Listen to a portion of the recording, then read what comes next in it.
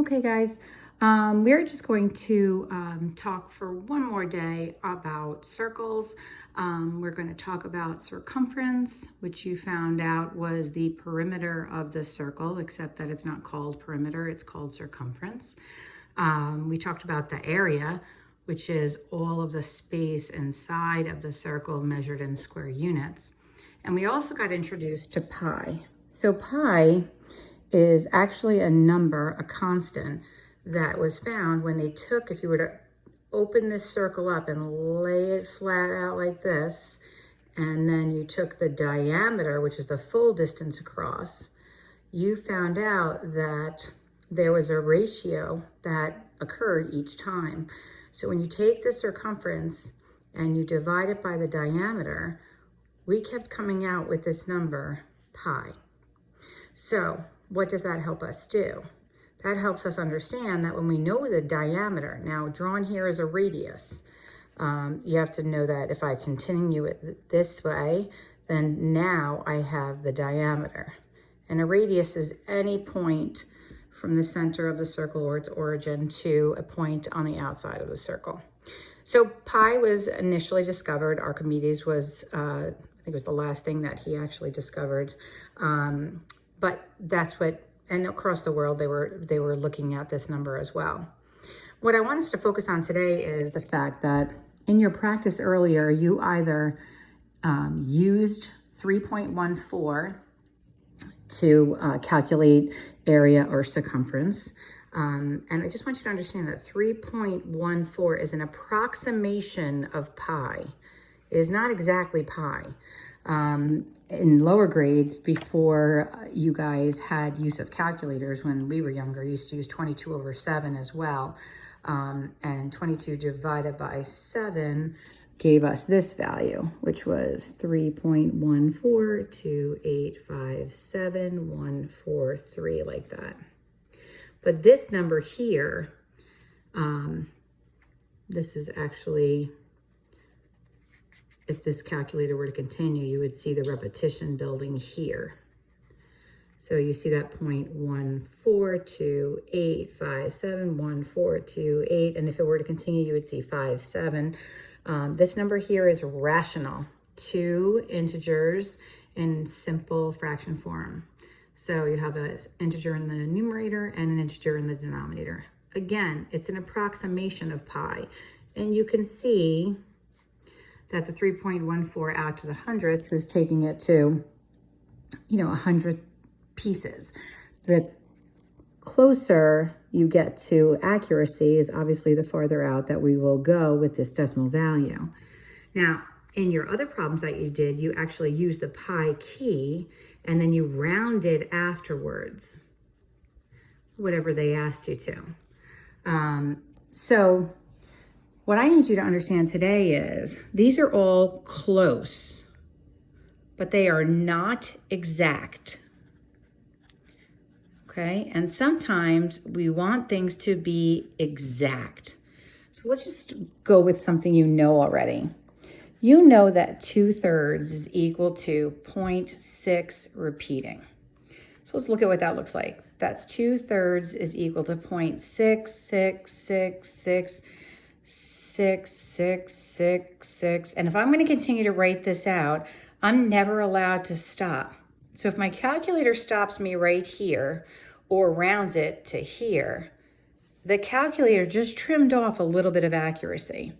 It's kind of like if you took a picture of yourself and you trimmed off a little bit of hair and then you put yourself in the exact same pose and took a picture. To the naked eye, it looks exact, but you know it's not exactly the same because you trimmed some of the hair off. It's the same idea here.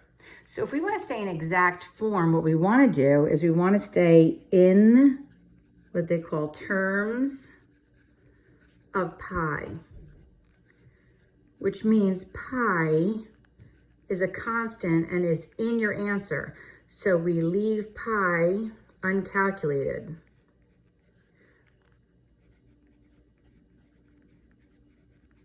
Okay, we leave it uncalculated.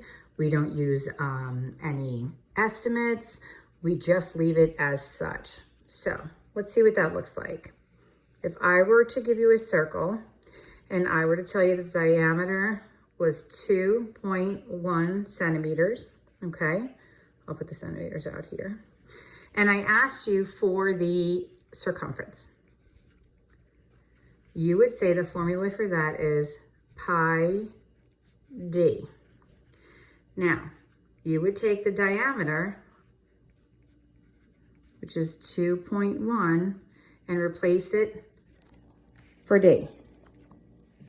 And then we would just leave it as 2.1 times pi. And this is centimeters. Now take note. Sorry, this phone is jiggling a little bit here. Let me put this down. So take note here, because I put the numerical value in front of pi. So we're going to put our rational numbers in front of our irrational number. So this is what it would look like. This is exact form, because I did not assume a approximation for pi. So now if I were going to do this with area, with the same circle, area is equal to pi r squared. So I have to ask myself, okay, they gave me a diameter, and the diameter is 2.1. So if the diameter is 2.1, then the radius is going to be 1.05. And then what we are going to do is we're going to square that. So here we go. We're going to put in 1.05. We're going to square it. Okay.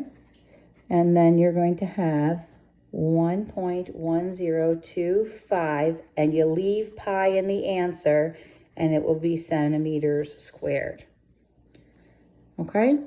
So that is what it looks like when it's in terms of pi. So what it is actually doing is keeping it more exact, because you're not calculating this piece. When pi is in its symbol form, it's telling you this entire value is the ratio of circumference over diameter. When you go and put it in a calculator and at some point stop writing that number, you're trimming it so it's no longer exact. Now, the other element of this is, how do we work this backwards like you did in the other problems we had seen? So what happens if you're given something like this, where you're being told information? You're being told the circumference of a circle is equal to 10 pi. So let's say they want you to find the radius. So what we have to think about is, what is the circumference? So the circumference formula is going to give away what we need, because that is pi d. And they're telling us that this is 10 pi. So I'm going to replace this right here with 10 pi.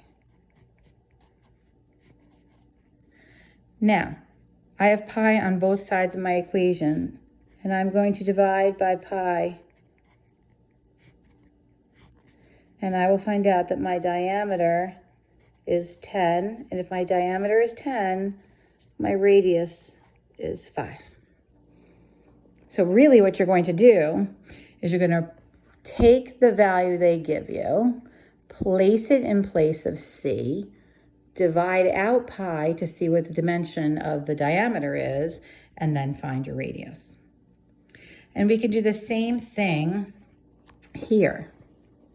If we had an area, let's say, of, let's say 25 pi, and let's say that's square units. So then what you're going to do is say, I know the area formula is pi r squared. So I'm going to replace area. So it's going to be 25 pi. That's the area I know, so that's what I'm substituting. I will divide both sides by pi to eliminate that value from my equation. I'll have r squared is equal to 25. So r is going to equal 5. So this is the process that we are going to use. You're going to use pi as a symbol to be more exact. The process is identical to what you have done before. So I'm going to set you up with some problems on Delta Math. So I'll have you sign in on that. And I'd like you to try them out and let me know how you do. I'm not going to do a lot more examples of this because I feel like if you just look at this carefully and maybe take a little bit of notes, I think you can probably do this based on the work that you did last week. Okay? All right, good luck with it. Thanks.